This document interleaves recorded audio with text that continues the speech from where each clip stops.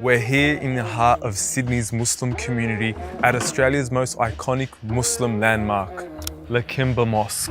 We're here to meet with someone known as the Muslim Undertaker, a former pro bodybuilder turned funeral director and mortician. His story has gone viral across the world with tens of millions of views and hundreds and thousands of followers, all taken aback by his riveting reminders about death and dying. Let's go. This was a journey that literally changed my life, no lie, and was perhaps one of the most difficult things I've ever put myself through. Please watch all the way to the end because I assure you, this will change you the same way it changed me. I wanted to know how a dude built like a mammoth ended up as a humble giant washing bodies at the mosque. How did he go from bodybuilding to burying bodies?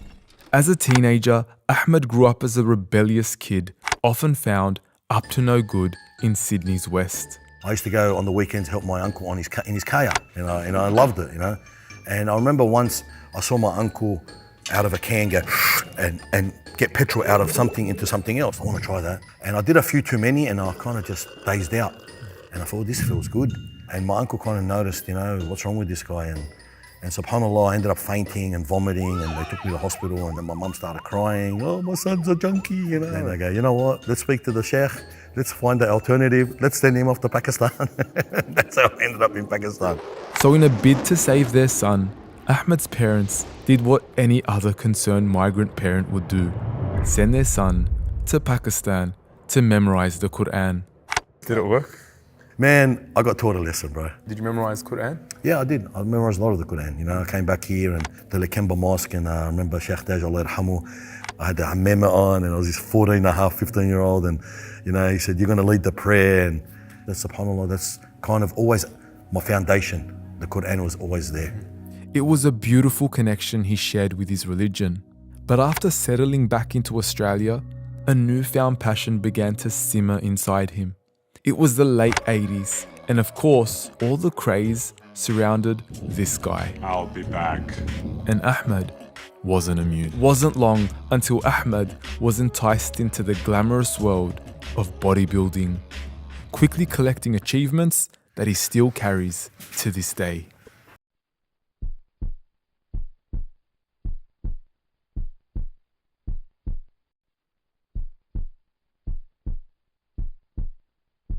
It was a sport that was built for him, yet with no money in his pocket, Ahmed needed to find a way to sustain his love for the game. He soon found a job at the local grocery store, and it was through this he stumbled upon an unexpected passion. And I remember my first job when I was on my P's. I would drive down to Homebush to work at Woolworths, and I would drive through into the cemetery on the way because I had a few hours to kill, so I would kill time there. And from there, subhanAllah, I used to see the cemetery as a place for tranquility. So Hajj Ahmed, this is perhaps where your story all began when you're 17 years old. Yeah. Right here. Right here. I used to come here and I started to walk around. I used to read the names, I used to just walk around aisle after aisle and read names and ponder. So I would see overgrowth, back then. No maintenance. No maintenance. So I bought a whippersnapper with whatever money I had.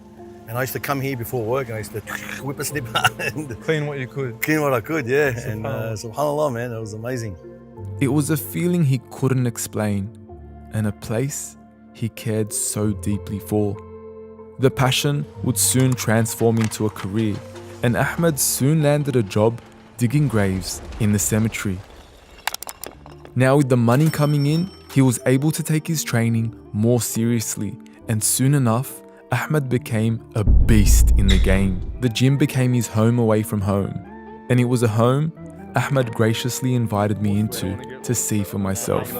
As Ahmed climbed up the bodybuilding ranks, it sure wasn't long until he began rubbing shoulders with his teenage icons. Comp after comp, trophy after trophy, it was a sensation he couldn't get enough of. But as he gradually worked his way to the top of the industry, a new peak began to emerge on the horizon. And I remember, the day I got my pro card and I became a professional bodybuilder. I rang my wife, I said to my wife, put the pies in the oven, I'm coming home. Like, I said, that's it, I've accomplished that goal. I did it. That's all I ever wanted to was be able to do it. And I had no more passion for jumping on stage. It kind of just came out of me. And I thought, you know what, it's time to move on to something else now. And thus, that's where I started thinking, you know what, I'm pretty artistic, I'm pretty good at putting things together. So I started to help people build gyms, and I did some of that in Dubai, and I started doing my own gyms, and it just grew from there, subhanAllah. The Aussie Mammoth was able to turn his buzz into a business and landed deals across the Arab world with the sheikhs and the princes. The money started coming in fast, and Ahmed was enjoying it.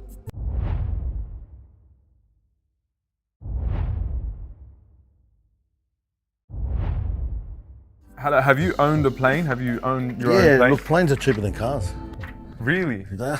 What? Yet amidst all the glory and worldly success, his inner child began screaming out to him.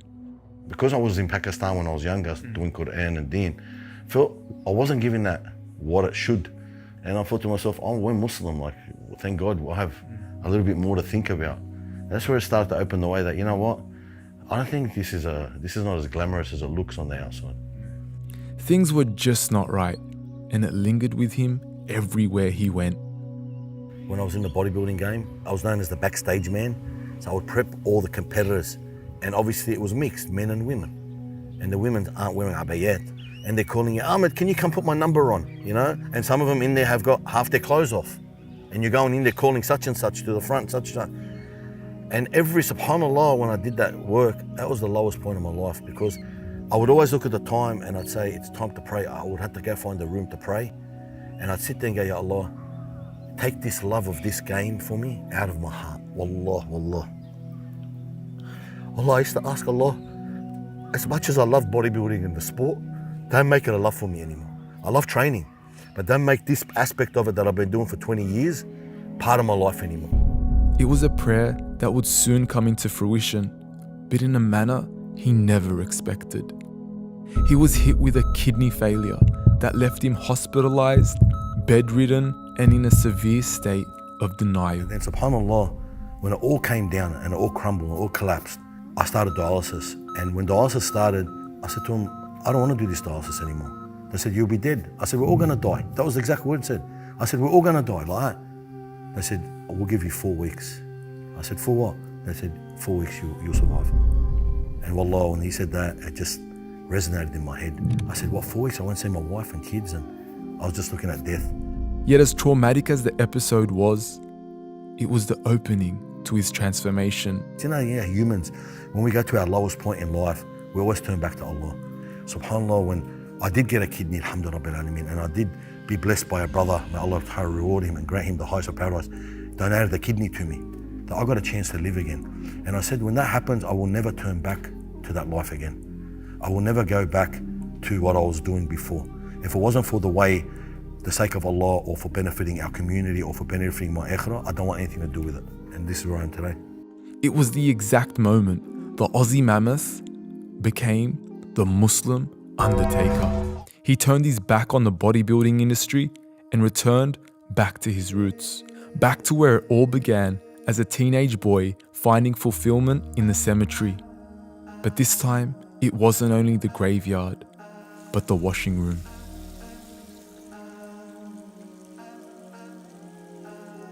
All right, my brother, this is the room here. This is called the washing room. This shroud comes in 100-meter rolls. This is your final garment. Where's your wardrobe now? Where's the labels? Where's the designer names that you sacrificed so hard to buy? They're all back at home in your wardrobe. This is what you're gonna wear. The sadar, the lotus, this is like bark crushed which bark makes soap. Okay, this is camphor. Smell that, they call it the smell of death. Oh man, that's scary. Yeah. Just like, it's haunting. And this is what's put on the second wash in the water to preserve the body. It was clear that Ahmed had a deep understanding of the funeral world, a knowledge he's primarily inherited from his teachers. I used to assist the guy washing all the time, the old Mount Hamu, Haj Abu Nabil Atar. And he taught me how to wash, you know. He rocked up one day when I was washing a young guy, out of nowhere, the old guy. He got a chair and he placed it right in front of the washing table. And he said, Ballish, start. I made a dua, Rabbi shrah li sadri yassir li amri. And I said, Ahmed, you got this, Allah's with you, just do what you do. And I started washing. I finished the wash. He got up, he said, come. He put his hand on my leg, in his hand. He said, I'm happy now. If I pass away, you can wash me. He got up and he walked off. And I looked at him at the window as he was walking off. And one of the people said to me, he's coming back. I said, no, he came to say goodbye. 10 days later, I was washing him. Yeah. He was probably one of the hardest washers. The hardest part was when I stand on the head and I put the soap in, I clean the body, the face, and I did it on him. It was exactly the way he taught me how to do it. And when I did it on him, I broke down because I just said, this is what he taught me how to do. Allah Akbar, Allah yarhamu, subhanallah. It's a position Ahmed has upheld with great diligence, and a role that has given him access to some of the deepest secrets and stories our community holds. This cover here, brothers, it's got the New Zealand feather on it and that. This was a brother, New Zealander brother, came a couple of weeks ago, passed away. Died at home, and he was sick for a little while, 9 months or a year. He was covered in this when we brought him here. When we washed him, no one knew anything about this guy. The boys around me said, Allah Akbar, look, he's smiling. Look how easy. Later on, I asked his 2 children about this man. I love to know. They said, he donated his land for a masjid. Yeah. Well. And then I said, subhanallah, look at how it leads to how the ending is, Allahu Akbar. And you ask, man, he was always in the remembrance of Allah. He never bothered anyone. He didn't talk about anyone. And New Zealanders are perhaps not even a born Muslim. Perhaps he was a convert. 100%, yeah. SubhanAllah. It was a piece of the world most people would ignore, but to Ahmed, it was every day. And the life that so many of us run towards was the life Ahmed was running away from. For me personally, to sit in that after a funeral, it's disgusting. It feels like, you've gone from a realistic place, being the cemetery, the grave, the washroom, to something that's illusion. But I don't even pay attention to it, subhanAllah. It just sits here only for the reason that. He holds a level of experience that is unparalleled. How many of these graves would you say you've buried? About 90% of them. 90% of the graves. Yeah, I would say I've done thousands. Thousands. Yeah. A brother called me. He said, brother, I have a cemetery I want you to dig. So I drove up there on a Sunday, took the family in the forward drive for a drive. It's a long drive. Till I got the cattles and farms, and then I see this cordon fence, and it was this old cemetery, bro, old. And I see this Pakistani or Bangladeshi man standing there, mashallah, Allah, nur coming out of him. I said to him, Assalamualaikum, brother, I'm Ahmed Harachi, what can I do for you? Oh, brother, I worked for so many years back and forth with Black Town Council to secure this cemetery for the Muslims. I want all our Muslims around the Black Town and these areas to have somewhere to be buried. I said to him, brother, where are we going to start from? He said, brother, we start from the tree. And there was a tree there. He said, yeah, brother, just start right where the tree is. A couple of weeks later, I get a phone call. Brother Ahmed Harachi, yes, can you dig at Riverstone? I said, where's brother Khan? His name was Muhammad Khan. He said, the funeral is for Muhammad Khan. La ilaha illallah. He was 61 years old. I buried him in the grave right near the tree, the first grave there. And I will never forget this guy because he worked so hard to get this cemetery that he was going to be buried in it first. Unbelievable, subhanAllah. Up until this point, my entire interactions with Ahmed were incredibly moving, but I was still yet to find out what made his work so deeply moving. I knew this wasn't enough. I needed to know exactly what the realm of Ahmed was truly like. And this is when I did the unthinkable. Mum, if you're watching, please look away. Are you ready for this? No, but I'm going to do it. Let's go. I decided to have Ahmed demonstrate his work on me. Crazy, I know, but if anything was going to help me grasp his work, it was this. You all right? Yeah, it's just cold. I can pull. It's meant to be cold. As it took place, I told myself I wouldn't speak the entire time and would try my best to immerse myself into the process.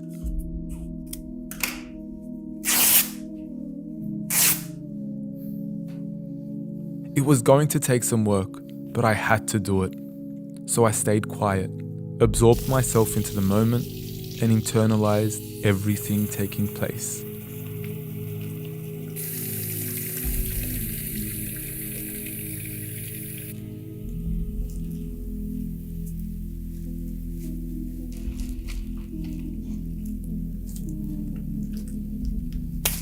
Well, my brother and sister, subhanAllah, we are prepared now to wash our deceased.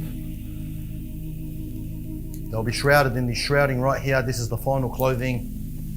The sidr has been added. I felt disturbed. The water temperature is warm. I felt out of place. We make intention by saying the brother's name. And our brother here, Kamal, we're going to say, نويت أن أغسله إن شاء الله. I felt uncomfortable, as though someone was invading my personal space.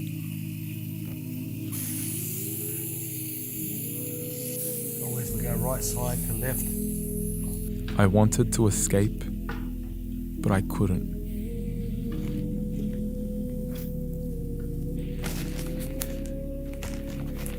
There were times I wanted to move, to tell him to stop, to not cover my mouth, to not leave the soap in my eye.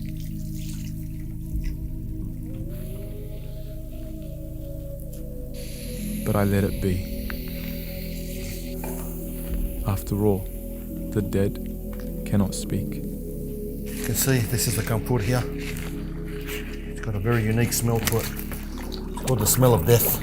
For in that moment, I was just a body, to be washed, shrouded, and buried. A journey every human being will be taken through. And it was a thought I couldn't get out of my head. كلا إذا بلغت التراقي وقيل من راق وظن أنه الفراق والتفت الساق بالساق إلى ربك يومئذ المساق. I felt as though I was performing a video that would help inspire or awaken others. So this is it, my brothers. This is the ending. I felt I would be desensitized by the cameras and not be able to immerse myself in the event. But after all was done, I realized how incredibly naive I was. It hit me, and it hit me hard. Well, I don't know what to say. There's not much you can say. The whole time you're sitting there, you're just like, Allahu Akbar, you make me cry, man. I knew you were going to wake up after it. Alhamdulillah. Alhamdulillah. the whole time I'm just saying, أرجو رحمتك. أرجو رحمتك. أدخلني في رحمتك. But you just had a glimpse, a taste of a reality that we're all going to go through. It's not something that's far-fetched here. This is reality, my brother. This table you sat on has had the biggest and the smallest of people. You think about the books closed, the deeds are closed, the bad deeds closed, the good deeds closed. Khalas, no more deeds, but Ya Allah, it's all in your hands now. And Arju Rahmatak, I want your mercy. I just want your mercy. And you told us you're Rahman, you told us you're Rahim. You told us that you're those that believe, those that do good deeds will enter His mercy. And I just want to enter His mercy. I just thought to myself, how many people have been on this table haven't been able to come back and tell us these exact words, because that would have been the words that would have came out of them. Allah tells us in the Quran that these people say, bring me back so I can do salih. Bring me back. And this is exactly what you just said in those words. It was a moment I would never forget.